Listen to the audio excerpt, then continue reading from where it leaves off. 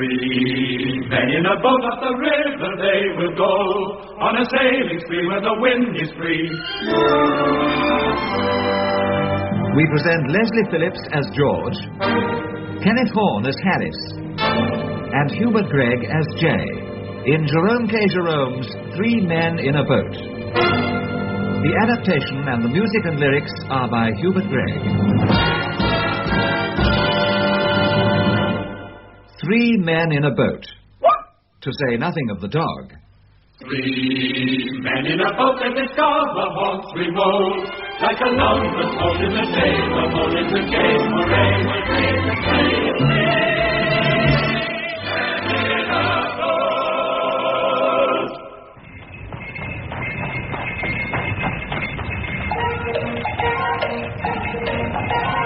London, London, 1888. Summertime, summertime, in a handsome car. Clippity-clop, out in a handsome dodge in summer. Clippity-clop, clippity-clop. London is beautiful in summer. Look at the horse, see how he goes. Clickety-clickety-clickety, clippity-cloppity-cloppity, clippity, jauntily up and down.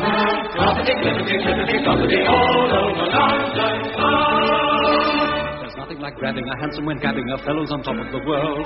A different being because he is seeing a new panorama unfurled. The visitor will love the town and seek it just above the town. And as for a Londoner used to a Londoner view of the city, he's hurled suddenly into a seventh heavenly land. Queen by Queen man. He's taken a cab. This is the way to see the city. What a metropolis is pretty. Look at the walls, look at the bank. Really must crank about my town. Six beautiful monument people upon you have plenty of sights to see. But I can see them at handsome level. London belongs to me. We are handsome, that is the way of the day. It's a handsome style of feeling of gay abandon. It's expensive, but it's worth double the fee. Joy intensive, flatters the ego of me when riding. Clippity-clop. Bobbing along to Ludgate Circus, then on the street. Live on the street, that's the ain't a pub to Circus. Down to the Strand, isn't it grand? Looking to where's the just where is into the park? There's even a lark as high as my dream above. Clippity-cloppity, clippity-cloppity, London is my first love. Into the park, there's even a lark as high as my dream above. Clippity-cloppity, clippity-cloppity, London. London is my first love. Hello, my name is Jerome. Harris calls me Jay, and so does George. I don't want you to get the impression from all that clippity-clop that I'm forever jogging about London in a hansom. I'd like to be, but this being the year 1888 and life being the fast-moving exercise it is, I can't afford it. The truth is, I take a hansom just every so often to cheer myself up. Today I felt I needed it. I was under the weather. George was too. In the evening, over a glass or more of port, Harris said he wasn't himself, and George said that must be an improvement. Settle down, Montmorency. George, put the port this way, will you? All right. You were saying, Harris? Well, I really don't know why it should be, but I feel such extraordinary fits of giddiness come over me at times. I hardly know what I'm doing. The same with me, Harris. I have fits of giddiness. I hardly know what I'm doing. Nothing odd about that, George, if I may say so. Hand me one of those spills, will you? My pipe's gone out. What's your trouble, Jay? I have a liver. So far, I've done terrible things to it. It's a wonder we're still on speaking terms. No, Harris. Jay means there's something wrong with his. How do you know, Jay? I've been reading a liver pill advertisement. It tells you the symptoms. I've got them all. I think Montmorency's got a few of them. We need a rest, that's what. Rest and complete change. The overstrain upon our brains has produced a general depression throughout the system. Change of scene and the absence of necessity for thought will restore the mental equilibrium. George, for heaven's sake, stop talking like that black sheep cousin of yours. The one that goes down on the charge sheet as a medical student. There's no need to be unpleasant, Harris. Unless, of course, it's your complaint manifesting itself. Manifest me the port. I'm empty. What are we going to do about it? Fill me up. No. What are we going to do about us? Well, you're a writer, Jay. That means you're supposed to have imagination. Well, think of something. Yes, think of something, Jay. Oh, Well, now, if you put it like Now, that... don't get long-winded. I propose we seek out some retired and old-world spot far from the madding crowd and dream away a sunny week among its drowsy lanes. Some half-forgotten nook hidden away by the fairies. Ye gods. Out of reach of the noisy world. Some quaint perched eyrie on the cliffs of time from whence the surging waves of the 19th century would sound far off and faint. We asked for it, George, and we got it. I'd rather make it a sunny fortnight. I have a fortnight's holiday beginning Monday. We'll go to the country. No. If you want a rest and a change, you can't beat a sea trip. Well, that wouldn't suit George. He gets sick. Not at all. Harris is the one. Remember that day off Sheerness? The boiled beef, the strawberries and the cream? That was Jay. As a matter of fact, it was my brother-in-law. But let's not spoil the memory of what I hope we all considered a goodish supper. No. Ooh, rather not.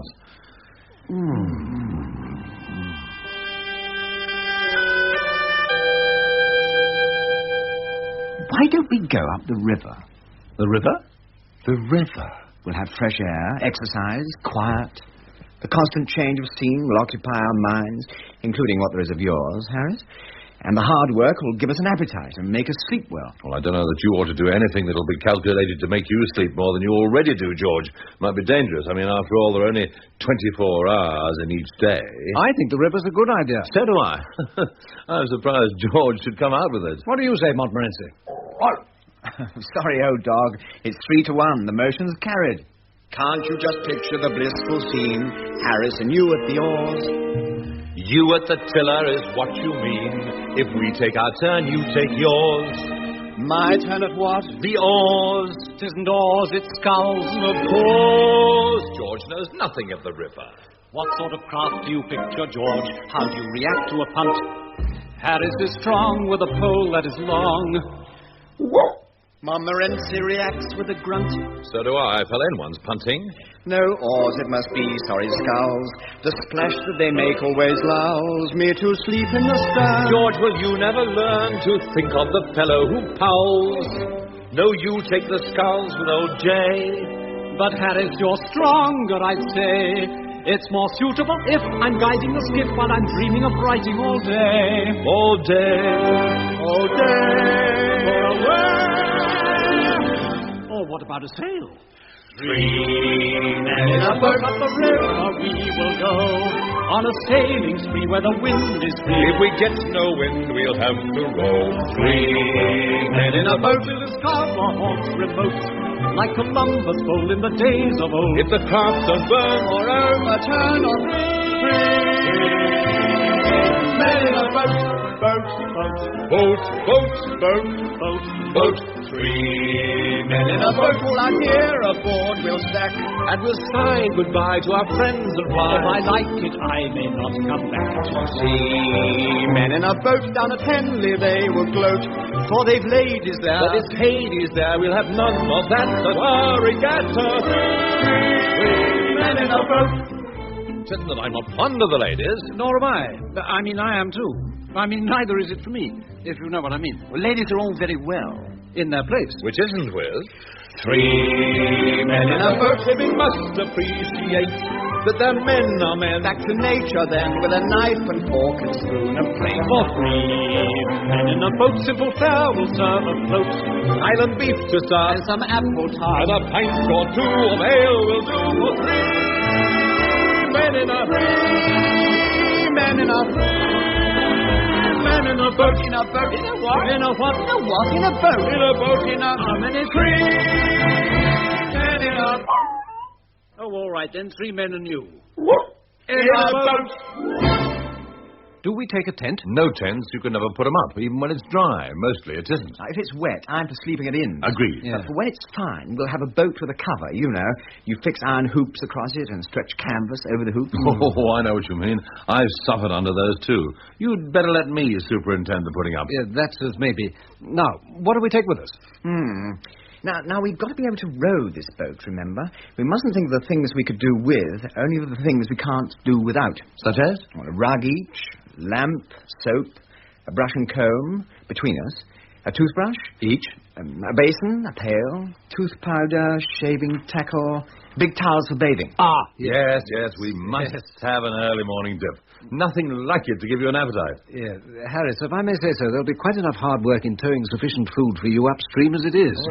Now, clothes. We can wash our shirts in the river when they get dirty, and we can wash our trousers, too. Have you ever done these things, George? No, but I know those who have. Child's play. I don't know that I'd care to have a child play with my laundry. Now, don't quibble.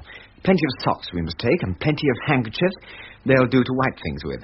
Frying pan. Teapot and kettle. And a stove. Eggs and bacon, cold meat, tea, bread, butter, and jam. Cheese? No. Oh? No cheese. There's too much odour about cheese. Gets into everything. Cheese will want the boat to itself.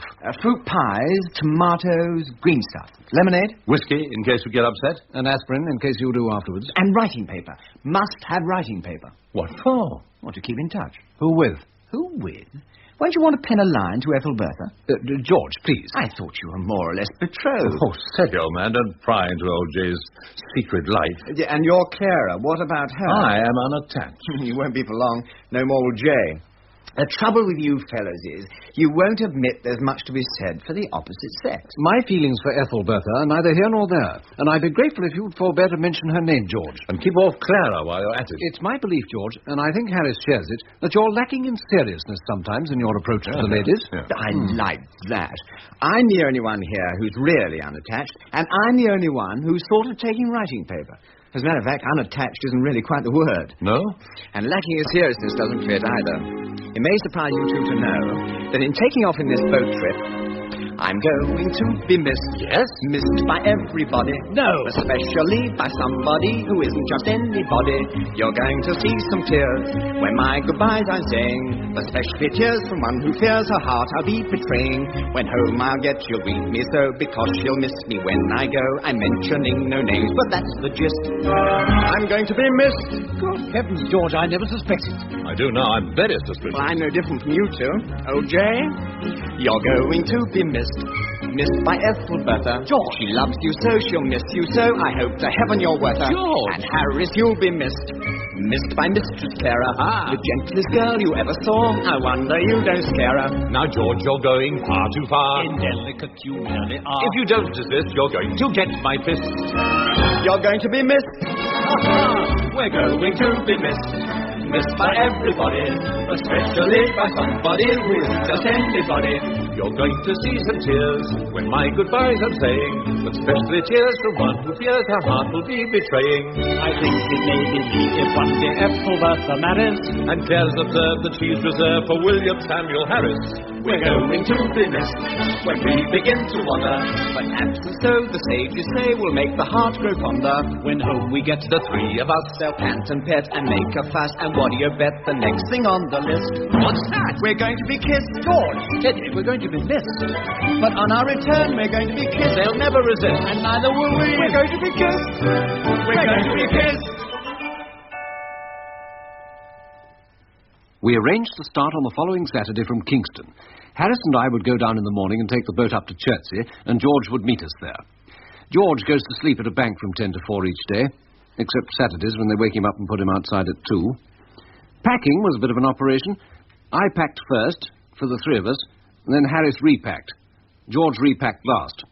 Then we packed George off to the bank and piled our luggage into a cab. Time was pressing. I've never known it when it wasn't. Clippity-clop, clippity-clop. most of the necessary things done. How did we cope? Where is the soap? Never will catch the train to Kingston. Wonderful horse, staying the course, moving along the Thames embankment, clippity-cloppity, lippity-loppity, looking a fearful mess. He never wavers, he's going to say, but he's braver than old Black Bess. Clippity-clop, clippity-clop. Parliament Square is slowly looming. What is the time? When will it chime? 11 o'clock will soon be booming under Big Ben, over the bridge. Wondering will we find the porter? Oh, what a drag for our poor little mag, and he's using a shoe or two. But he's resigned and he just doesn't mind if he's meeting the Waterloo. Porter, can you take our luggage? Oh, I'll get a second trolley. You'll be wanting the boat train. Boat train? You're off to America, I can see that. America? We're going to Kingston. Oh, blimey. We want the 11.5. And we want it fast. Tom, I say, Tom, any idea where the Kingston train goes from? Which platform? That's what I'm asking you. What time? 11:05, so they say. News to me. Any idea where from? I've got a feeling it's platform 1. More likely 2. Here's the station master. Let's ask him. Good morning. Good morning, gentlemen. Beautiful spring day. The 11.5 for Kingston. What about it? Which platform will it go from? Ah, now there you may well have me. Wait a minute, no. Silly. Of course you want the local. I'll get you a porter. We've got one. What we want is the train. Good Lord, look at the clock. 11:02. It'll be 11:05 in no time. In about 3 minutes, eh? Time and tide wait for no man. It's a sad moment. Good luck, good luck.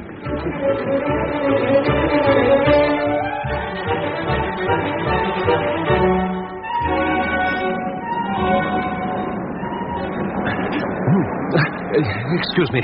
You're the traffic superintendent. I know. Could you help us to the 11.5? For Kingston. We must catch it. If we haven't missed it. Funny thing, I was on the trail of that train myself. Bumped into a fellow just now. Swears he saw it. Which platform? What? Oh, by 3.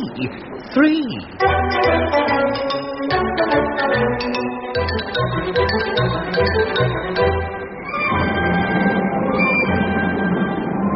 Is this the 11.5 for Kingston? It should be. It must be. It isn't. I rather think it's a Southampton Express. No, the Windsor Loop. Anyway, it isn't a Kingston train. I'm sure it isn't. So am I. Mind you, I can't say why I'm sure. But you're sure? Quite sure? I'm certain.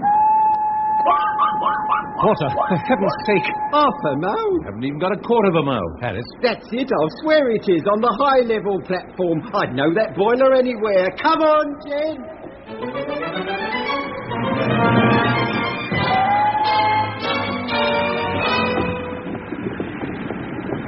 You know, Harris, I haven't a lot of faith in this porter. I'm going to ask the engine driver. Hey. Good morning, gentlemen. Are you going to Kingston? In half a minute. 11.5 to be exact. I don't think I'm going anywhere in half a minute. Kingston now, yes. Can't say for certain, of course, but I'd rather think I am. If I'm not the 11.5 for Kingston, I'm pretty confident I'm the 9.32 for Virginia Water. 9.32? Or the 10 a.m. for the Isle of Wight. 10 a.m., but it's past 11. Isle of Wight Express, mind you, I'm speaking of. Now, why don't you hop aboard and surprise yourselves? Harris, would you agree this matter's pressing? So it was desperate. Give me half a crown. What for? Never mind what for. Give me half a crown. And get the porter to put our luggage aboard. Driver, see this? Yes. It's yours if you take us to Kingston. Oh, but Nobody will ever know on this line what you are or where you're going. You slip off quietly to go to Kingston. You know the way. Well, I don't rightly know as I ought to. Done.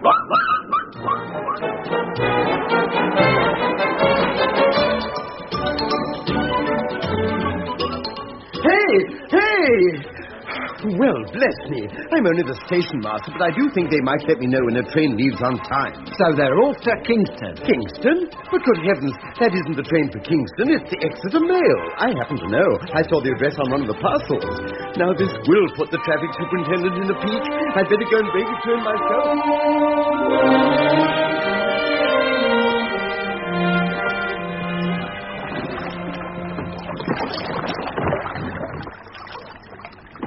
My word, Harris, the river's at its best. A perfect summer day. Oh, the station master at Waterloo thinks it's spring. Well, it is spring. End of May, coming into June. But it's summer, really. Look at that sun. Oh! Well, I didn't mean you to take me literally. You know, the seasons in this country have little or nothing to do with the time of year. You can get fog in July, sunshine in December. It's fascinating. For once, we have a warm day in May. I don't think that means anything. Yes, old Father Thames takes some beating. Old Father Harris is taking a bit of beating pulling this boat. Not far to Chertsey, then we'll have George. We'll have you long before then. I must say one thing, Harris. You want to row? No, not that. I don't want to hog it, you know. You only have to say the word. Don't disturb my thinking, Harris. I was about to remark that old George isn't the only one who's going to be missed. I hope. At least I'm missing somebody. Ethelbertha? I saw her for a moment yesterday. And when I told her we 3 men were going to fend for ourselves up the river for a fortnight, she had tears in her eyes. That's odd. Old Sarah was crying, too, when I said goodbye. She was quite happy at first. It was when I mentioned I might try my hand at cooking that she began to cry. I wonder if... Yes. No. If you're asking yourself whether those sweet creatures could have been amused at the thought of our possible discomfiture, you're wrong. I think. In any event, I miss Ethelbertha. The birds seem to sing her name. The very trees, the very reeds. They're whispering, Ethelbertha. I can't hear them. That's because you have no soul, Harris. You never weep, you know not why. If you ever have tears in your eyes, it's because you put too much Worcester over your chop. I tell you, I'm hearing things. The river's alive.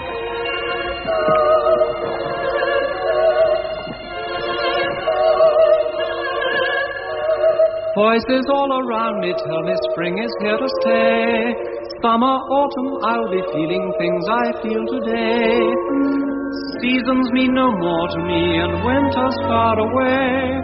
Spring is in the heart and hearts will stay. All together, all together sing. Life can be a very, very, very pleasant thing. In the spring a young man's fancy lightly turns to love. How could fancy fail with such a perfect sky above? Trees are budding, bees are buzzing, nature plays her part. Feel the touch of nature in your heart. Love and sunshine, they can make you feel just like a king. All together, sing. Life can be a very, very, very pleasant thing. Nature plays a part. Feel the touch of nature in your heart. Love and sunshine, they can make you feel just like a king. All together, sing. Life can be a very, very, very pleasant. Life can be a very pleasant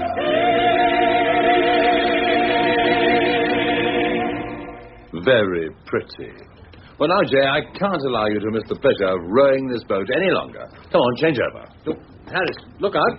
Look out, Harris, you ass!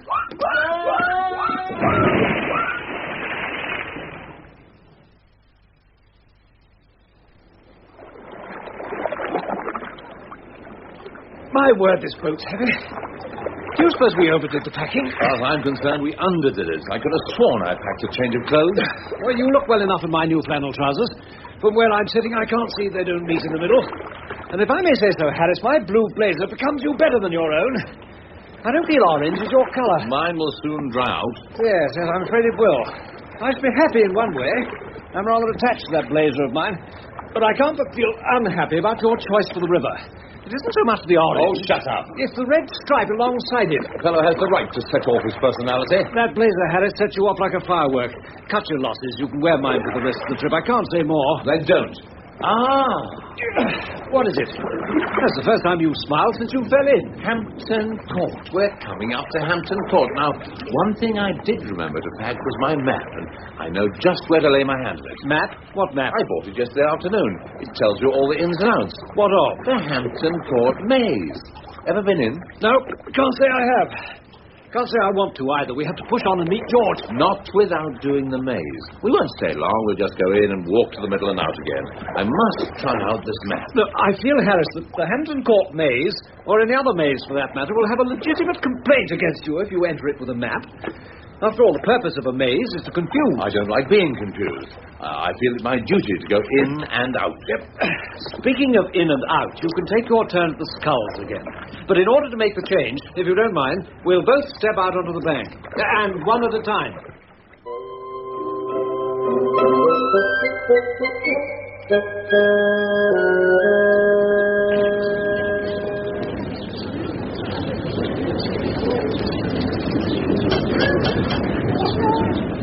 Here we are, the maze. But they don't catch me. You'd better hide that map, at least until we're inside. 2 tuppence, please. It isn't worth it, Jay. It isn't a maze at all. I'll explain in a minute. Awkward things, these turnstiles. Stick your tail down, Montmorency. There you are, you see. Now, off we go. Now, we turn right at this hedge. Now, right again. But you're not looking at the map. Don't need to. I'll explain in a minute. Right. What have we here? I say, Governor, you don't happen to know the way out, do you? Well, you can follow me if you like. Do you know where the exit is? Certainly. I'm just showing my friend here the way to the middle. We shall be about 3 minutes, then we shall turn round and come out again. Oh, well then, we'll come along with you, eh? Yes.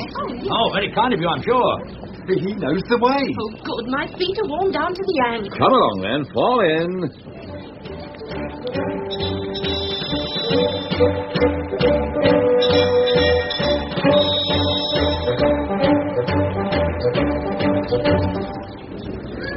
I don't know what else is there.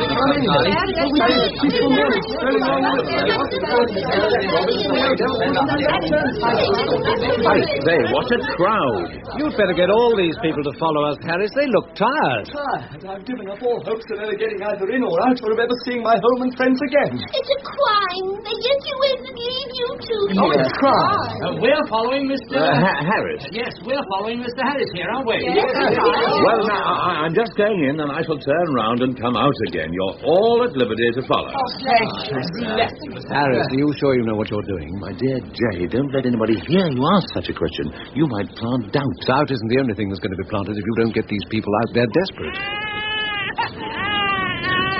Oh, Charlie's hungry. I've been here all morning and he's missed his feed. I don't like the look of him. Oh, neither do I. I'd be ever so grateful if you'd carry him, Mr. Harris. Oh, well, if I... Oh, you are kind. I'll take your arm if you don't mind. What? Oh, yes, do, madam. Do. We don't want to lose you, do we? Oh, shut up, Montmorency. Now, before we move on, my friends, it may amuse you to know that I have a map. A map? A map. He says he's got a map. Here it is. Oh, it's wet. Never mind. I don't need to look at it anyway. It contains one simple piece of advice. The self-same advice I used to give to my troop in my scouting days. Just keep turning to the right, though your goal is out of sight. Don't heed people who'll advise you. If you're wise, you'll simply just keep turning to the right. Don't try veering to the left.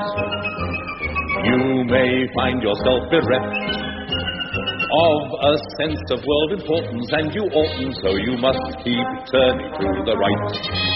This is the call.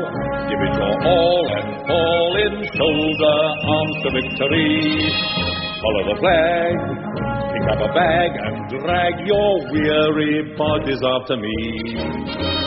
Best foot forward, chin up high. Last man, close the gates and wide. We don't want the cars to trail us. If you fail us, you'll invite a comment impolite.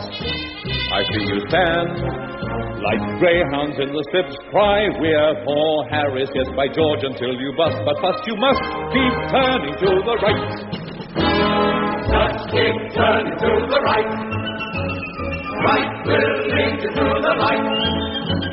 Be true blue and follow through, 'cause if you do, The other chap may bark but never bite. Keep your eye upon the ball. One good whack and that is all. If you sliced it, never mind. Something enticed it, but at least it's turning to the right. Right as a hand, holding the sword. Lord, that must mean something, don't you know? Look at the words. In Latin it's dexter. Dexterous means neat but never slow. The Latin for left is sinister, so there. that's not absolutely square. Don't be skittish, never squirm, be firmly British. And you said the universal light. And also, Papa, now hoist that banner in a patriotic manner, putting your trust in all that's just keep turning to the right. Turn to the right, turn to the right, turn to the Just keep turning to the turning to the turning to the just keep turning to the right.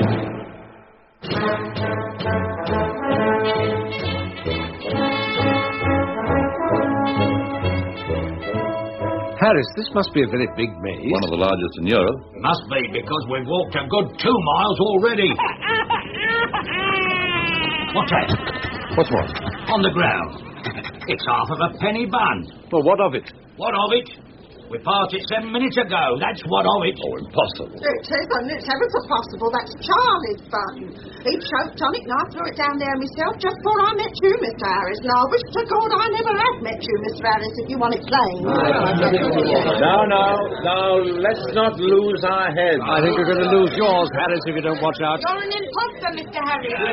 Imposter, nothing of the sort. It's all down here in black and white. You just keep turning to the right, it says. And here's the map. That map may be all right enough if you know whereabouts in it we are now. Well, of course. You mean you do know where we are? No. Now, if I may make a suggestion. I wouldn't, Harris, but if you do, make it fast. I think the best thing to do would be to go back to the entrance and begin again. I really don't see what better we can do than follow Mr. Harris. We couldn't do worse, is what I mean, Harris. Say something encouraging and quick. Let's press on, shall we?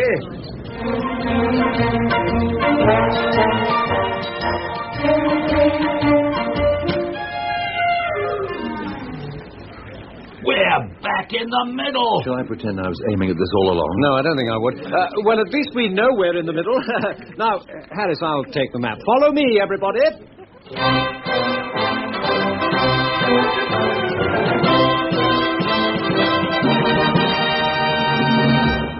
Now, let's see where I've brought us. Back to the middle.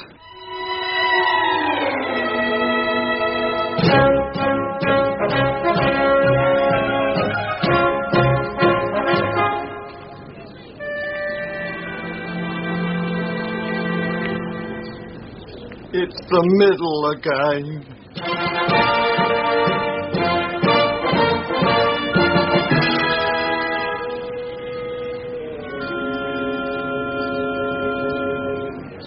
It's still the middle.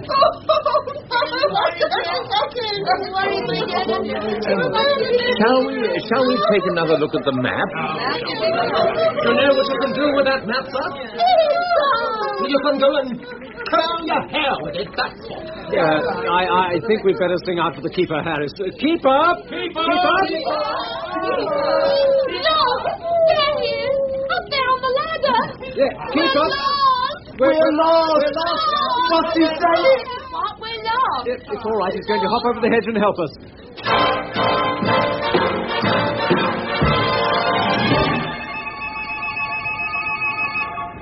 Thank heaven you've come.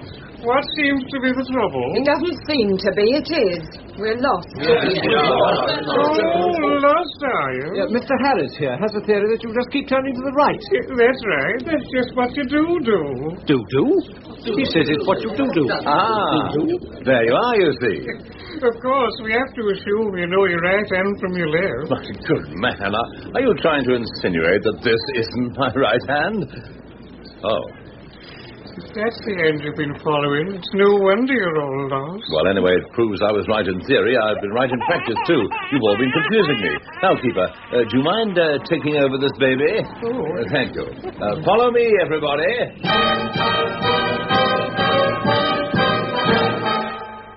Oh, no. We're in the middle.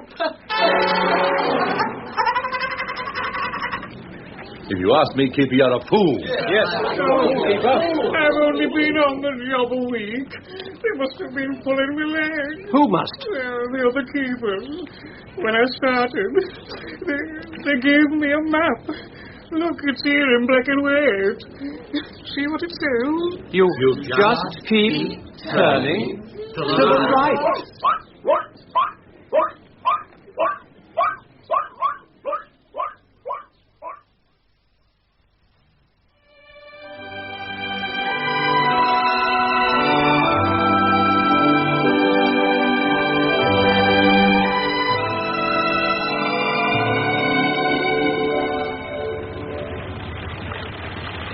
Well, Harris, it was a lucky thing one of the old keepers came back from his tea, or we'd be in that maze now. You know, Jay, that map must have been got up as a practical joke. It wasn't a bit like the real thing. No. It was misleading.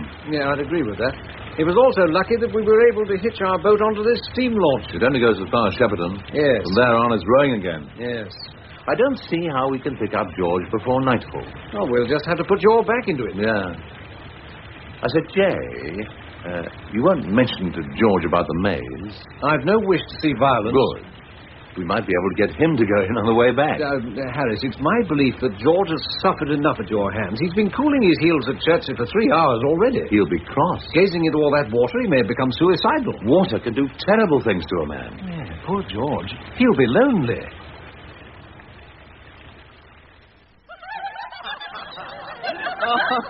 I must say, it was jolly nice of you girls to come down and see me off. I don't know what's happened to my 2 friends, but I can't say I mind their being late. I shall miss you, George. Oh, yes. Will you, really? Oh, thank you. I shall miss you, too. So shall I. So shall we. Georgie, darling, Georgie. Oh, now. We mustn't get sentimental. Or must we? Oh, yes, do let's. George? Yes? Which one of us will you miss? Yes, George, which one? Which one will you miss? Georgie, which one? That'll be telling, wouldn't it? All of you, of course. But I'd rather you were 7 than 1, if you follow me. Let me explain. I met a little girl named Susie. A somersault did my heart. I told her if I should lose you, I wouldn't know what to do. Susie, what little girl you choosy? The prettiest I have seen. But Susie had a lover who's the heavyweight champion of Bethnal Green. Yes, ladies, oh, ladies, sweet ladies, how I love I met a little girl named Millie, a bit of a horsey lass, reminded me of a filly, but I loved her willy-nilly. Millie, everybody said he's silly, his Millie is no great shakes. I didn't mind till they wondered, Willie, backer each way in the Derby Stakes. Ah, ladies, ladies, sweet ladies, how I love you. I met a little girl named Stella, my firmament's brightest star. One showery day this fella said, come underneath my umbrella, Stella. What a little firebrand she was. She battered me with my damp. I haven't got Stella, I've no umbrella. My heart is broken and I'm also damp. Dear ladies, cruel ladies, strong ladies, I still love you. I met a little girl named Ivy, so civilly sweet was she. The spirit that clinged to thrive in her, sufficient 4 or 5 had Ivy, undulant and conniving. Wherever you'd hide she'd seek, reminded me so of poison ivy. Ivy would have choked me inside a week. Oh, Georgie, please, Georgie, boy, Georgie, how we treat you. I met a little girl named Alice, an aristocrat was she. I'm lacking in financial ballast, she required a golden palace. Alice, perfectly devoid of malice, she needed a millionaire. She didn't get a palace, I didn't get Alice, and as far as I'm concerned, the exchange is fair. So afraid I have paid, ladies. Georgie, we still love you. George? Yes? Isn't there someone who's very, very special? Isn't there, George? Well, there was. Let me tell you about her. I met a girl named Rosie. I practically married her. So cuddly and so cozy, she deserved a special posy, Rosie. When I started to propose it, she suddenly changed her mind. Why?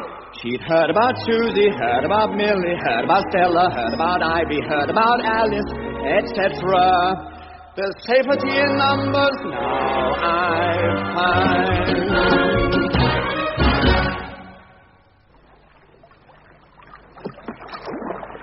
There he is, just round the bend through those trees there. I can see him. There's George. At least it's George's blazer. I'm pretty certain it's George inside it. Good heavens, Harris, he's got 1, 2, 3, 4, 5, 6, 7 ladies with him. What? Look out! You nearly had us into the bank. Now, what can George be doing with 7 fellows at Turk? Remember the special one he told us about? I wonder what happened to her. She's heard about Susie, heard about Billy, heard about Stella, heard about Ivy, heard about Alice, etc. There's safety in numbers now, you find. Look, there are my friends. I must leave you now. No! Can't we come too? No. They wouldn't like it. I mean, Ethelbertha wouldn't, nor would Clara. Goodbye, girls. See you in a fortnight's time. We will. Bye, Georgie. Goodbye.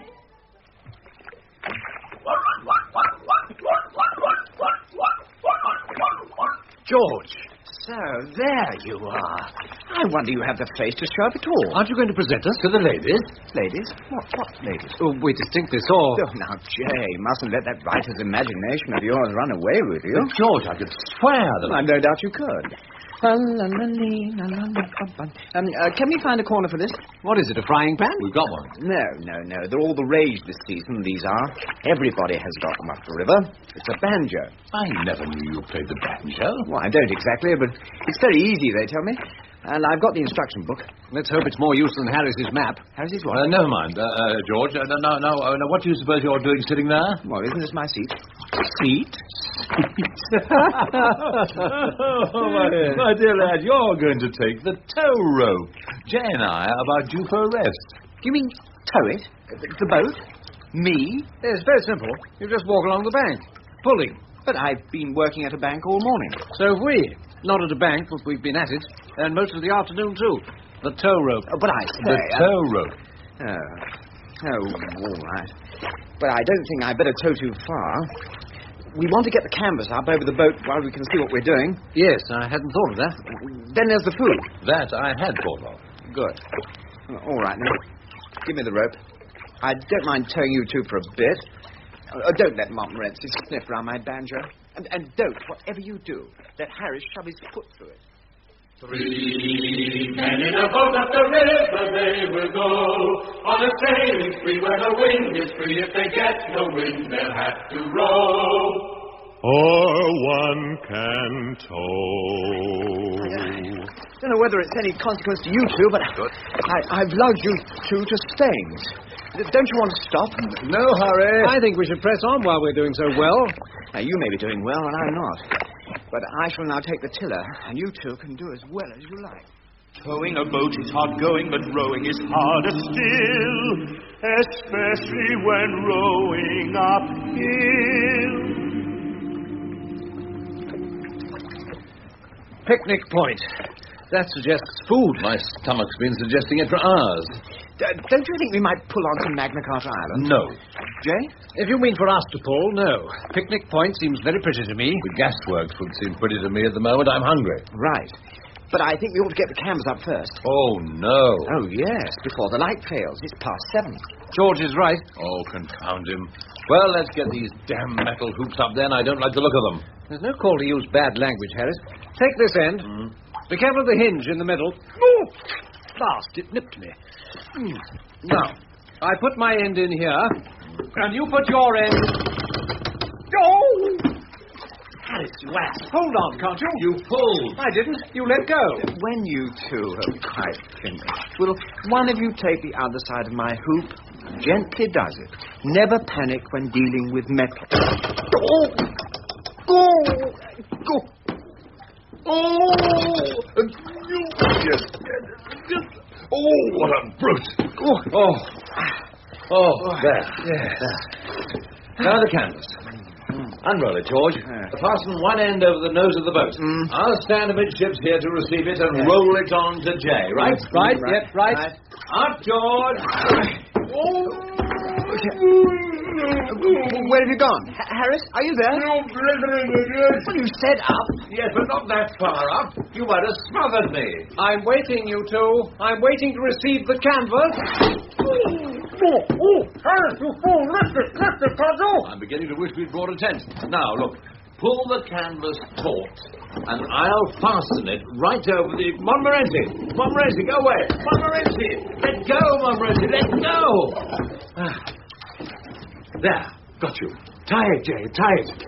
Oh! Now what? My thumb. You tied my thumb in. Oh! Oh, dear. I don't know why I ever got mixed up with you two. Not one of you with any scouting instincts. Oh! Finished? Oh. Now, how about the food? I put the kettle on. Then we'll all stay here in this turn and get the things out. Don't, whatever you do, go near the kettle. Why? Only one way to get a kettle to boil up the river. Oh? Yeah, you have to go away and ignore it. Get the plates out, Harris. The cold meat, George. Don't look round. Huh? It's also a good plan to talk rather loudly about not needing tea. I don't want any tea, do you, George? Oh, no, I don't like tea. Well, neither do I. No, we'll have lemonade instead. I'd much rather. Tea gives me indigestion. Got to. What did I say? Warm the pot. Empty that out.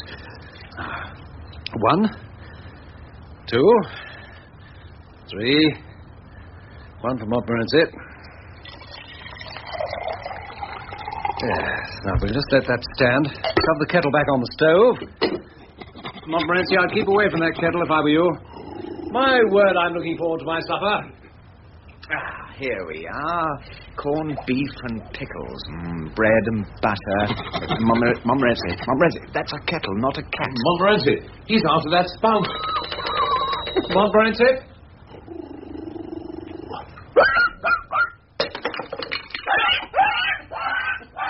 My word, that dog can run. Oh, well, shall we tuck in?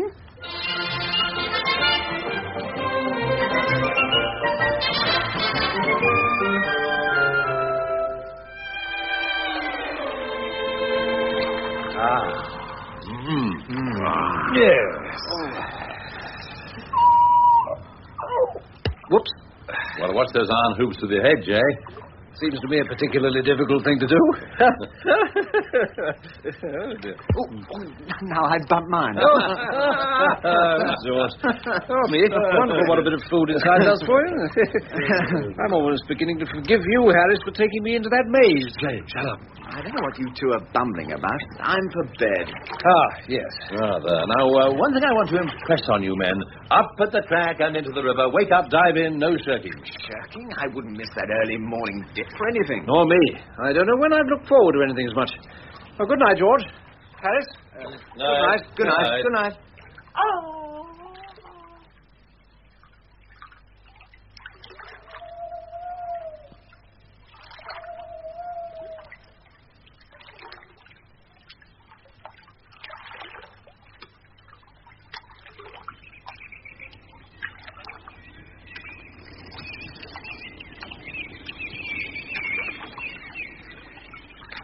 Say, George. Oh, come in. Tell Mrs. Poppets I'll have sausages. Mrs. Poppets is in Chelsea. This is Picnic Point. I say, George, did you sleep? Oh, I was having my first wink when you woke me. It takes a while to get accustomed to all these lumps and things under your back. Same with me. I kept looking for one lump. Took the rug up, not a sign. As soon as I lay down, there it was. I think lumps lie around and wait for folk who sleep in boats. Harris has done better. But it's high time he was up. I'd hate him to miss his dip. Jay, I'm not sure I'm not going to miss mine, just for this morning. Well, maybe there's something in what you say about becoming accustomed. Be a shame for old Harris to miss it, though. He set his heart on it. Hand me that boat hook. Right. All right. All right, I'll be down in a minute. I'll have my lace-up boots if you'll put them out, and chops. Chops with... Oh. Hello, you two. Where are we? On the river. You're going to be in it in a matter of seconds. Wake up, dive in. That's what you said. I should take off your nightshirt first. What's the day like? Anyone thought to take a look? Lift up the canvas, George.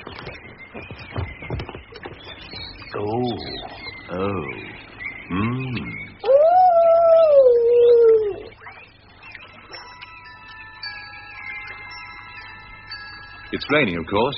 Yes. But it's that cold rain. Jay? Yes? Remember the river spoke to you yesterday? It said Ethelbertha, you told me. What? Yes, I remember. Well, it's talking to me now. I hear it quite distinctly. Much too cold is an English morning. I hear it too. So do I. Do you think we've caught a chill? We may well have saved ourselves from catching one. Listen. Drip, drip, drip, drip, people sitting, listening to the raindrops fall on Britain. What a green country. Drip, drip, drip, drip, here's what makes it green. Patient people you have never seen, till you've seen the British waiting till they drop for the rain to stop. There's rain that's warm, though not a lot of it. Rain that's drizzly, the British say what of it? but the rain that nearly makes a Briton lose hold is the rain that's much too cold, much too cold, much too cold is an English morning, falls a quiver on the river. One long shiver and that's fair warning. Diary tells me that it's June now, or I'd never know. Overcoat will be a boon now, any moment snow. Far too fresh, much too cool for the pool is an English flaming June. Don't compel, don't feel well. I can't tell you the names I'm naming June. Enough to make even a primate swear. Point me out other climates where summer nips you as it grips you here. Let's be patriotic, it's our land, but it's parkier than Switzerland. And all told, it's a touch too much too cold.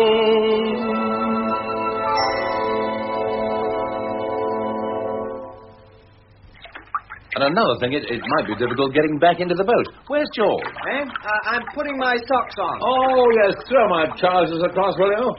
Steady. You going in, Jay? Might be weeds about. Dangerous things, weeds. I'll just hop out onto the bank and have a wash. Where's the bucket?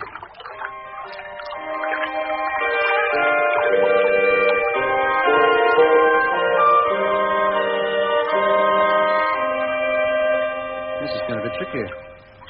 Oh, that tree.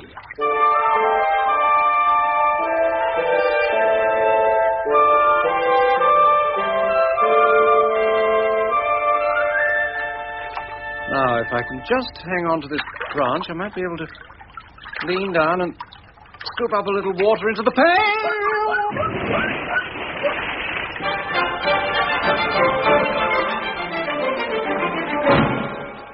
Say, what was that? Stick your head out and have a look. Hey, Joe, old Jay's gone in. I didn't think he'd have the pluck to do it, did you? What's it like in there, Jay? Oh, it's lovely. Oh, you are duffers not to come in. I wouldn't have missed this for worlds. Why won't you try it? It only wants a little determination. Harris? Well, I've got my boots on now. Seems a pity to take them off again. What do you say? That's what I say. Where's my shirt?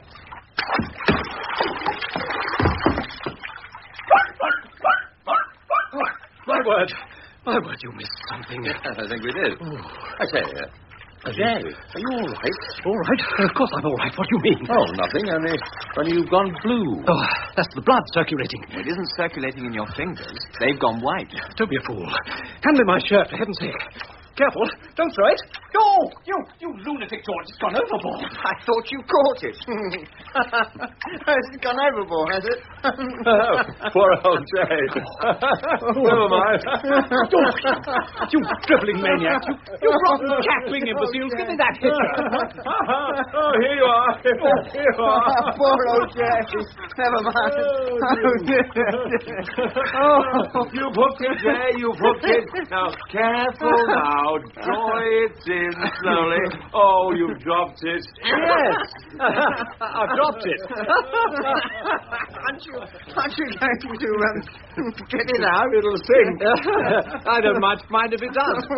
What do you mean? Well, I've just noticed. It isn't my shirt. It's yours. What? What, mine, you blithering, cackling idiot? No, give me that hitcher. Jay. No, the hitcher. Harris, thank you, give me that hitcher. Oh, the blithering idiot. By George, this is the life. I can't think why we didn't put this sail up before. We've been rowing our insides out for 3 days now. Some of us have. In any case, George, you may not know that a sail requires breeze. This is the first time we've had a following wind since we left Cookham. Want me to take the tiller, Jay? I don't mind. There's no hardship in handling a tiller, Harris. If I'd been rowing, I'd have accepted your offer. If you'd been rowing, I wouldn't have made it. What's that sail, George? Ah, this is the life. It was. Of course, the wind dropped, but our spirits didn't. George and Harris rowed away. I stuck to steering as far as possible. I'm very fond of steering. As day followed pleasant day, at least two of them were fine, I began to keep a sort of diary. I had a vague idea I might try my hand at a book about all this later. Food was uppermost in all our thoughts. We'd brought, among other things, some cold beef.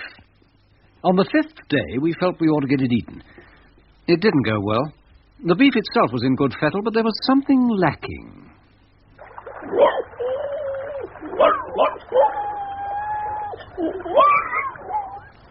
Cold beef.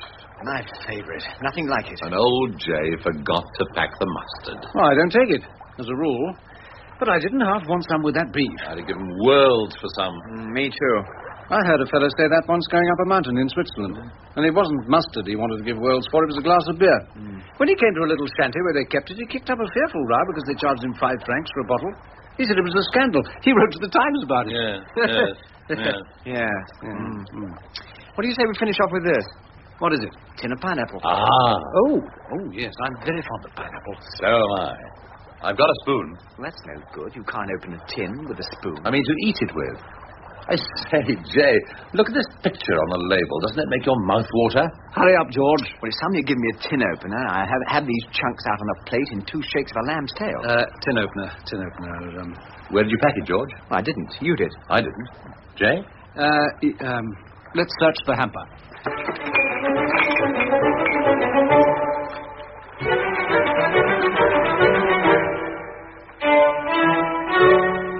Let's turn out the bag.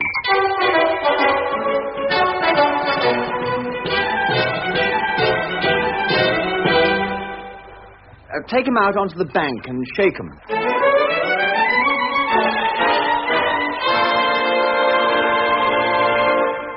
No? No. Couldn't be under the boards at the bottom of the boat, could it? I don't think we should surrender to a small tin like that. Where's your scout knife, Harris? Give me the tin. Now. Oh, bandage. Did we bring any bandage? I think it's over on the... George, what are you doing? I'm just having a go with these scissors here. Hey, God, I nearly put my eye out. Hey, give me that first aid box there, Harry. Jake, here's the hitcher. You have a go. Oh, my eye. Oh, Harris, hand me that box over. No! Done it? It nearly did me. Look out. It's broken a cup. Harris, go and get a sharp stone. George? Yes? Come out here and hold on to this tin. What are you going to do? I'm going to take the mast. Harris will put his stone on top of the tin, and I shall whack the stone. Does Harris know? He will. That's it, Harris. That's just the job. Now, put the point on the top of the tin. Hold it, George. Steady now. Easy does it. Easy does nothing as far as this tin's concerned. All right, George. Oh, good thing you were wearing that straw hat. I never will again. Did we open the tin? No. Shall we try again? No. All right, then. I'll go it alone. Jay. Don't. You'll break that mast. Jay. I think he's gone mad, George. Yes. Take him. Get him. Hold it. Hold it. I've got him. Steady on, Jay. Steady on, tail man. Steady. Look, be careful. Are you all right? Look at that tin. Look at it, will you? What? It's grinning. I tell you, it's grinning at me. No, Jay, get a grip on yourself. It's got a great big dent across its label. Don't you see it? It's leering at me. That's what that tin's doing. Jay. It's leering. He's right, you know, Harris. Look. Eh? Oh, yes. Come here, my beauty. I'll wipe that dent off your face. It's thinking. That's all it's fit for. We've seen the last of that monster. I say, Jay. Yes? I think we ought to hurry away from here. It might rise up again. There's something sinister about that tin. Yes, you're right. Into the boat. Keep away, you tin. Stay down. Don't you dare come up again. Ever. You stay where you are. Stay there, Tin. You hear me? Pull away, you two. My word.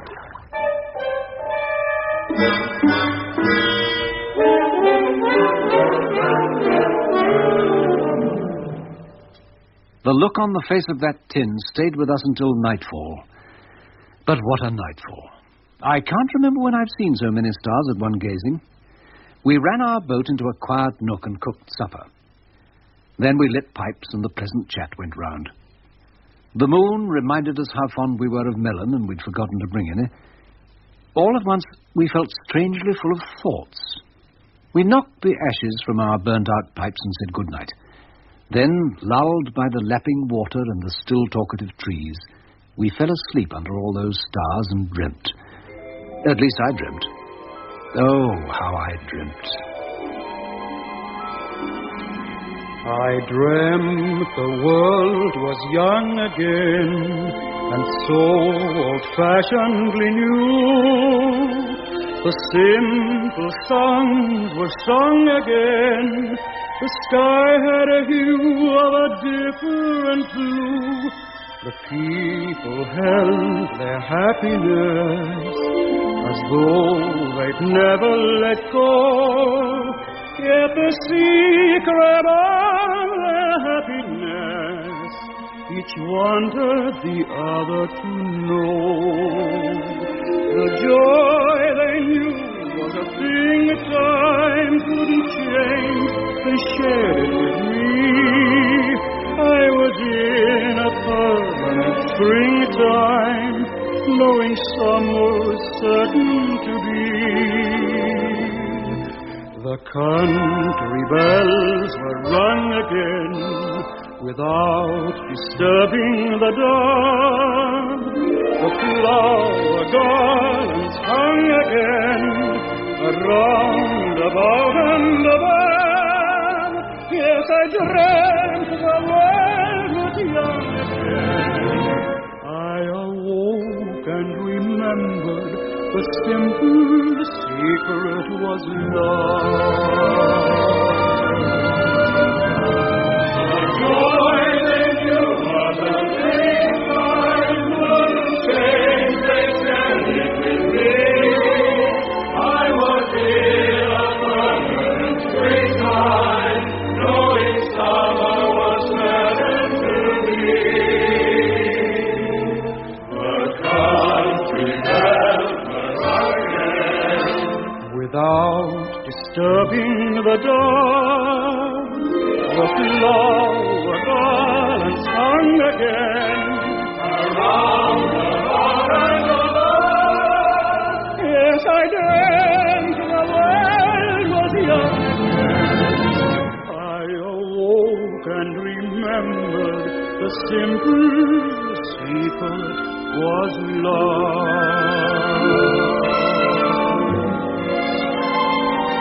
I awoke and remembered the simple secret was love.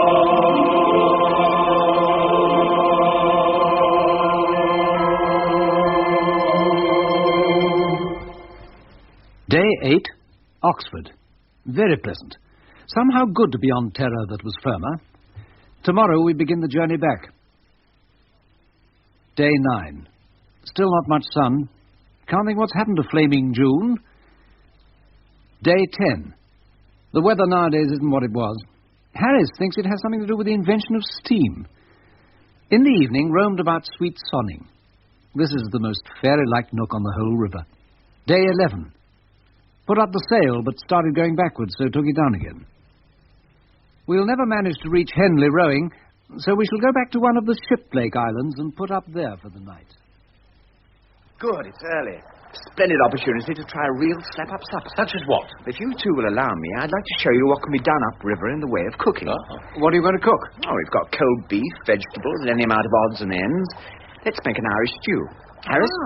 Yep. You and Jay peel me some potatoes. You'll find the potato peeler in one of my boots. I put it there for safety.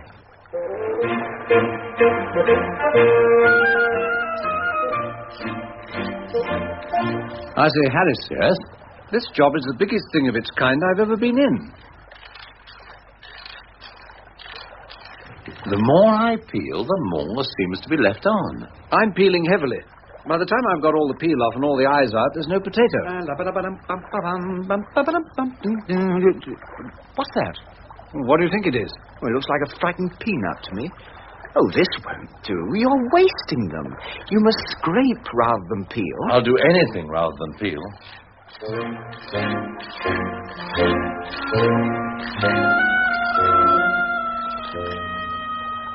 Harris? Yes? These things are all bumps and hollows. We've been at it for half an hour. How many have we done between us? 4. I shall strike. It'll take us the rest of the evening to scrape ourselves. Well, you can't stop at 4. Whoever heard of an Irish stew with 4 potatoes? Here, wash half a dozen and shove them in without peeling. Oh, good. And here's a cabbage, too. I'll put that in. And a whole peck of peas. Good. Now, root around, you two, and we'll shove in all the leftovers. There's a half a pork pie for a start. And cold bacon, what about that? Bacon, yes. And here's a half tin of salmon. Wonderful invention, Irish stew. You can get rid of so many things that would otherwise hang about. Yes. Here's a couple of cracked eggs. Will they go? Yes, sticking up the gravy. In with them. I say, what's that? What's what? Oh, it's a Montmorency. Isn't that nice? He wants to help. He's got something or other in his mouth. It's a rat. Oh. I don't think we should include that. Oh, why not? Every little helps. It'll never taste mixed up with the other ingredients. I've never heard of a water rat in an Irish stew. I'd rather not experiment, Harris. If you never try a new thing, how can you tell what it's like? It's men like you that hamper progress. I'm in agreement with George. Nonsense. Somebody's got to pioneer. Think of the man who first tried German sausage. I put my foot down. No rat. I second it with my foot. Oh, all right, carried, but I think we're missing something. Now, over to you, George.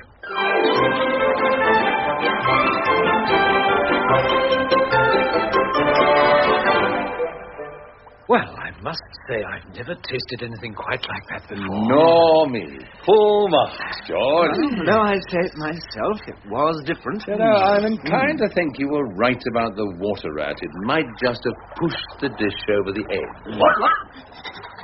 Yeah, it would have pushed me over the edge. That gravy was rich.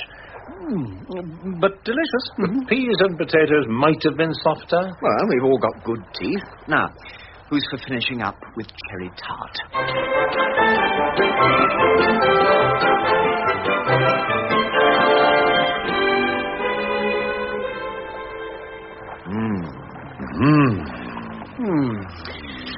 Now, you two, what do you say we row over and have a mooch round the town? It's more than an hour to closing time. I've closed. I'll just have a glass of whiskey and a pipe and call it a day. Oh, all right. You can row us over, though. It'll help you to digest that stew. I'll take my banjo, Jay. You never know. Might be able to play something. Pull for the shore, then, Harris. Yeah, we'll shout out and you can row over again and pick us up about 10:30, right? Harris? What?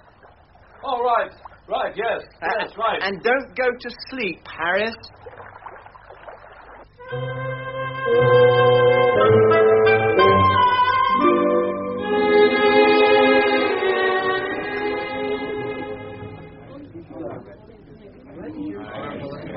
I say, Jay, I'm enjoying this no end. Me too. It's a real angler's pub and no mistake. Look at all those fish round the walls. Yes, I always worry about fish in glass cases. I mean, they're not things of beauty. Why don't the fellows who catch 'em eat 'em? Who wants to look at 'em? Well, the fellows who catch 'em. Take that whacking great trout by the door. That little fellow with a clay pipe has been sitting next to it all evening. Hasn't taken his eyes off it. He caught it. Oh? Took him about a half a minute to tell me. He caught it with a minnow, he said. It doesn't look as if he could land a minnow, does he? And it weighed 18 pounds. Indeed. You sound as if you don't believe him. Well, I'm open. But do you see that man in the green sweater? Yes? 5 minutes ago, he told me he caught that trout. You don't say. I don't. He does. He caught it with a fly, and it turned his scale at 26 pounds. Look, I'd like to settle this one way or the other. Landlord? Yes, sir? I wonder, would you mind telling us who caught that trout in the case by the door? The man with the clay pipe says he did, but I think he made a mistake. The man in the green sweater claims it, and we wondered. Oh, well, that's rich, that is. Fancy Jim Bates claiming that trout and old Billy Manders. Aye, they're the sort to give it me to put in my parlour if they'd caught it, they are. Yeah. Well, who did catch it? Sheer luck. That's all it was. I played truant from school one day when I were a lad. Bit of string tied round to a tree. Bringing home that trout saved me from the beating of my young life. So you caught it? Luck. Sheer luck, sir. Now, if you'll excuse me... Yes? Would that be some sort of a musical instrument you have with you in that bag? It would be, if it could. Speak up, George. Well, it's my new banjo. I'm not really up to it yet. No. Well, care to give us a tune, sir? Well, The landlord said a tune, George. You say? Well, the chaps would appreciate it if you'd have a go. Jay? Have a go. Look, sing something loudly and play softly. If you can play the same song you're singing, you're home and dry. Gentlemen, Mr. George? Mr. George, yours going to give us a song. What'll it be, Mr. George? Half a mile and bitter, please. The landlord means what will you sing? Well, everybody, this seems to be very much of an angler's house. My father was a keen angler. He married my mother in an angler-keen church. Sing, George. Right. Now, well, here's an angling song my father used to sing. It goes, wait a minute. I've almost got it now. There we are. Freddy was an angler, and when he got wed, every angler friend for miles around came out. Then they celebrated at the Sturgeon's Head, scoffing lovely 83 and gifts of trout. The best man made the speech, said Fred's landed a peach. She's beautiful, and then he stole a kiss. And then the bombshell broke, the groom got up and spoke. Said, angler friends, I want to tell you this. You ought to have seen the one that got away. She was 5 feet 3, pretty as she could be. It isn't that I'm complaining of my luck today, but you ought to have seen the one that got away. You ought to have seen the one that got away. She was 5 feet 3, pretty as she could be. It isn't that I'm complaining of my luck today, but you ought to have seen the one that got away. Consternation followed Freddy's few remarks. Every angler sat looking at the bride. When she rose, the company expected sparks, but she smiled upon the bridegroom at her side. She said, I'm glad I came, but now I've taken his name. There's a hole in his net I simply have to patch. It may be news to you, but I'm an angler too, and though today I made my final catch. You ought to have seen the one that got away. He was 6 feet 4, wider than our church door. I mean to stick to Fred forever and a day, but you ought to have seen the one that got away. You ought to have seen the one that got away. He was 6 feet 4, wider than our church door. I mean to stick to Fred forever and a day, but you ought to have seen the one that got away. Then she bashed poor Fred, broke a magnum on his head. Now I don't think that he'll ever get away. No, I don't think that he'll ever get away.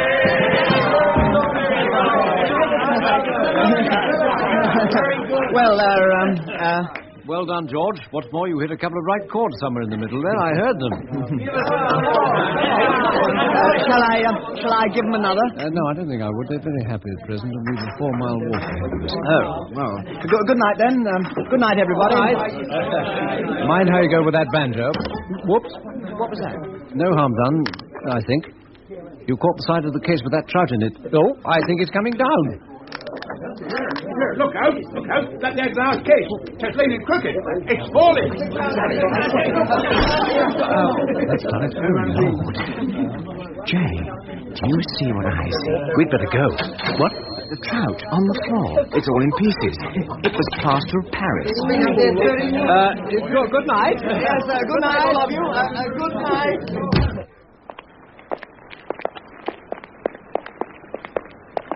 I say, Jay, oughtn't we to have paid for it or something? I did think of it, but I dismissed it. The landlord wouldn't have appreciated the offer. He'll want to forget that fish. It would be a kindness to do the same. Also, he'll have had enough drinks stood him on the strength of that trout to buy himself a whale. Let be.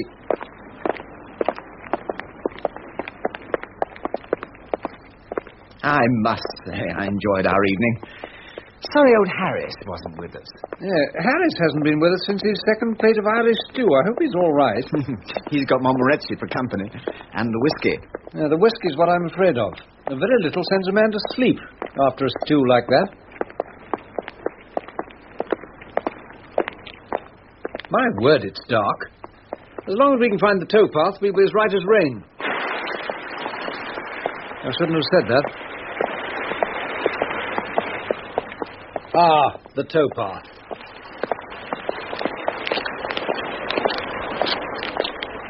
I say, Jay. Yes? You don't happen to remember which of these islands was ours, do you? No, I don't. But there are only 4. We'll be all right if Harris is awake.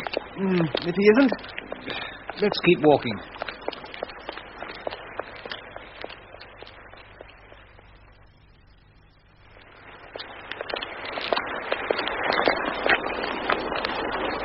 Harris! Harris! Harris! Are you there? I don't think he is. Let's try the next island.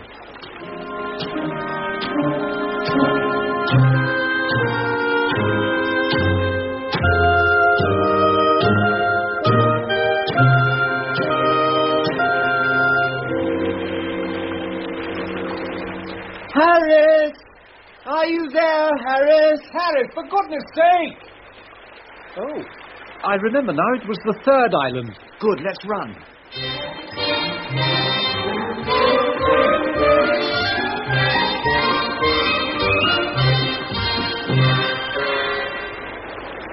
Harris! Harris! Hello!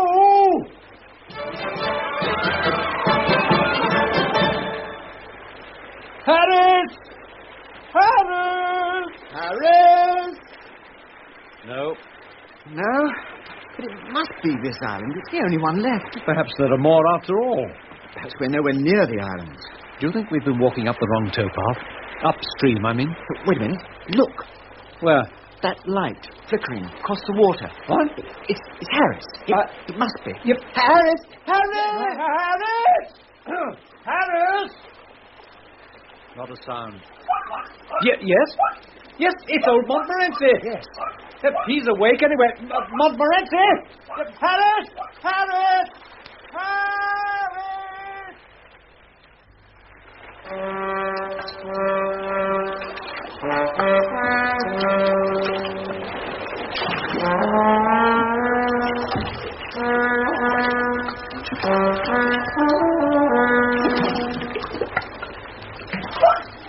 There he is. I'll pulverize him. That's what I'll do. Wait a minute, George. He's ill. I think he's ill. Harris, are you all right? Harris!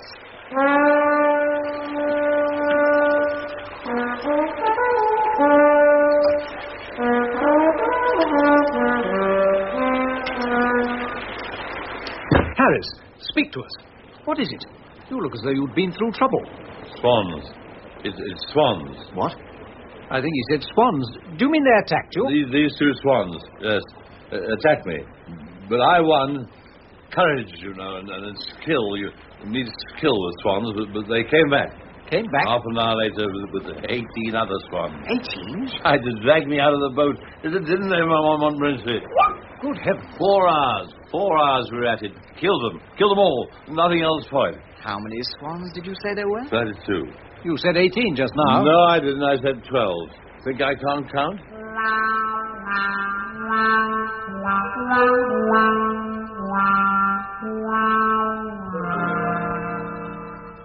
We never found out the facts about those swans. We asked Harris in the morning, and he said, "What swans?"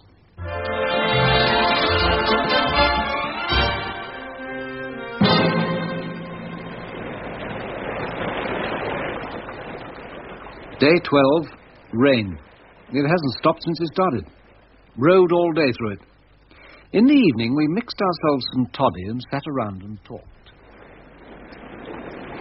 I knew a man came up the river 2 years ago. Yes? Slept out in a damp boat on just such another night as this. What happened to him? Gave him rheumatic fever. Nothing could save him. Died in great agony. 10 days afterwards. Quite a young fellow he was. Engaged to be married. One of the saddest cases I've ever known. Come to think of it, Yes? I knew a fellow in the volunteers. Slept out under canvas at Aldershot. On just such another night as this? Yes. Woke up in the morning a cripple for life. Mm-hmm. If you'd like to meet him when we get back... No.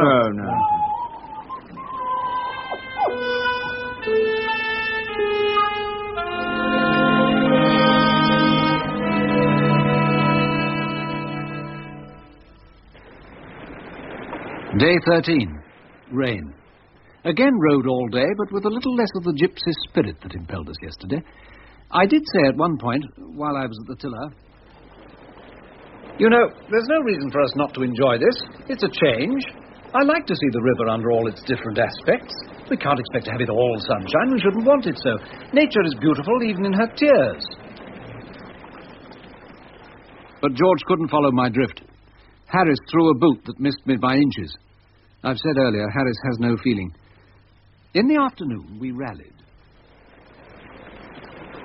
In spite of everything old Jay says, I don't think we should allow the weather to beat us. I say... I'm with you, Harris. We've come out for a fortnight's enjoyment on the river. And a fortnight's enjoyment on the river is what we mean to have. Even if it kills us.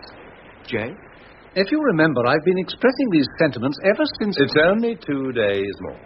We're young, relatively. We make it average. After all, when you're set for weather that is fair, feel your good luck building everywhere. Yes, you guess success is in the air. Then down comes the rain. You're so smug you don't know what to do. Safe and snug, good fortune, 'cause it's you. Never saw a sky of such a blue. Then down comes the rain. Tell me there'll soon be a beautiful rainbow. I shall have a brainstorm. You start to count 7 hues in the rainbow. Splash, splosh, comes another rainstorm. Be prepared like scouts against defeat. Macintosh galoshes on your feet. Life's downpour you simply have to beat. When down comes the rain. When you're set for weather that is fair, feel your good luck building everywhere. Yes, you get success in the air, then down comes the rain. You're so smug you don't know what to do. Safe and snug, good fortune, 'cause it's you. Never saw a sky of such a blue, then down comes the rain. Tell me there'll soon be a beautiful rainbow. I shall have a brainstorm. You start to count 7 hues in the rainbow. Splash, splosh, comes another rainstorm. Be prepared like scouts against defeat. Macintosh galoshes on your feet. Life's downpour you simply have to beat. Again and again, just take the strain. And firm as a rock you'll remain when down comes the rain. Firm as a rock you'll remain when down comes the rain.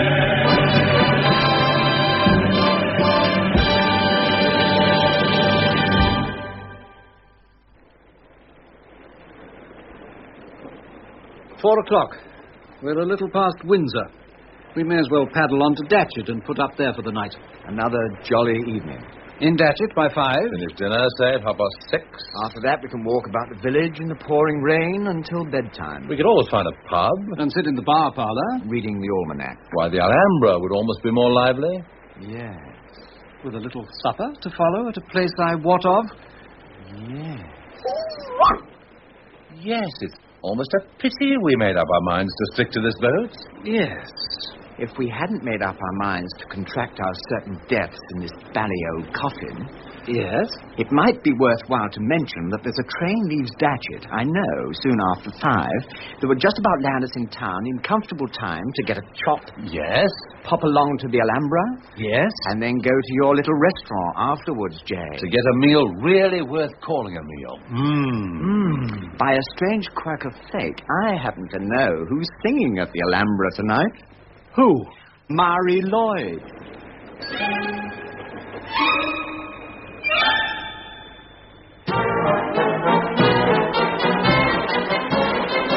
Chippity-chop, wet to the skin, but never mind it. Wouldn't complain, wonderful train, leaving the river far behind it. Cold in the nose, look at our coats, cleaning the windows all around us. Happy as Larry that we didn't tarry, we're off to a Lamborghini. Ethelbertha, me choppers, There I may laugh. it's W.D. Grace would say. Rain, stop, play.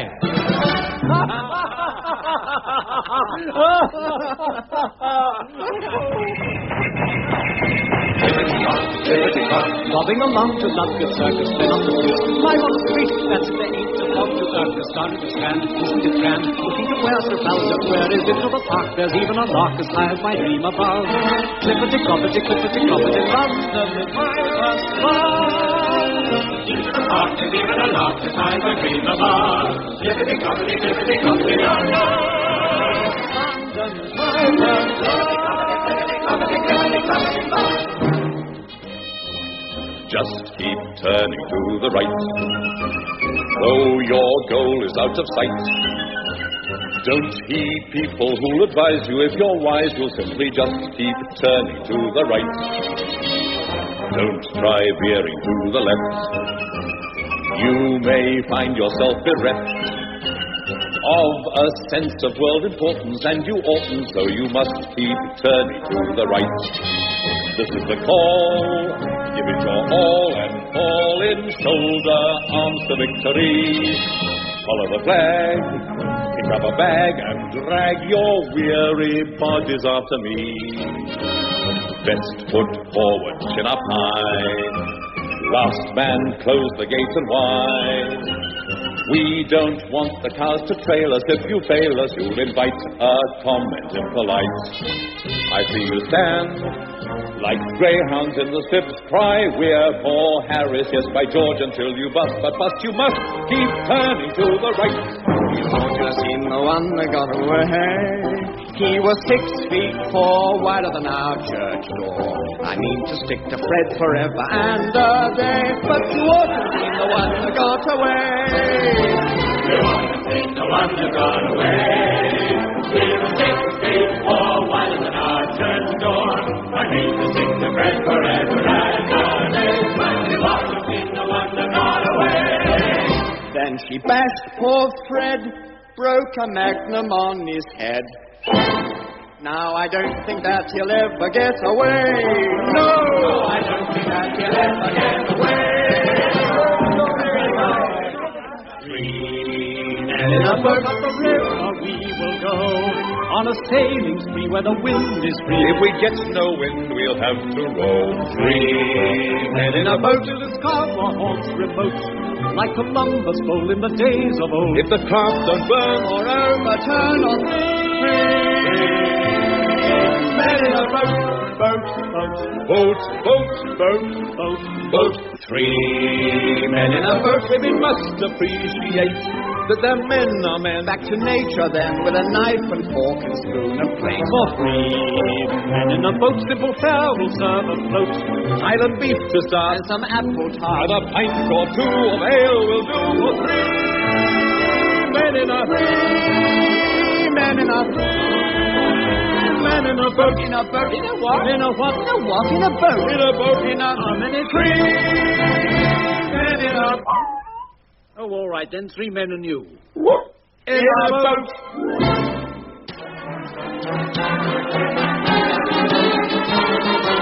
In the boat of the river they did go. Not an English spring isn't quite as big as the summer isn't from his boat. 3 men in a boat that is dumb and most remote. Not the Arabian down to the strangers down the Atlantic coast. The sun will breathe and cool away out of the boat. You've just heard a new musical adaptation of Jerome K. Jerome's 3 Men in a Boat. The script, music and lyrics were by Hubert Gregg, who also played Jay. Kenneth Horne was Harris, and Leslie Phillips was George. In the melee at Waterloo Station and Amazed at Hampton Court, you heard Fred Yule, Arthur Howard, Louis Stringer, John Badley, Arthur Gomez, Anthony Hall, Michael Deacon, Barbara Mitchell, Elizabeth Morgan, Dorrit Wells and Peggy Butt. The ladies who saw George off at Chertsey were Joan Brown, Dorothy Dorrow, Gillian Gray, and Sylvia King. The landlord who didn't catch the trout was Fred Yule again, to say nothing of Percy Edwards, who was Montmorency. The music was played by the BBC Revue Orchestra, leader Julian Gaillard, conductor Malcolm Lockyer, and sung by the Cliff Adams Chorus, directed by Cliff Adams. The musical arrangements were by Ray Terry, and Three Men in a Boat was produced by Mark White.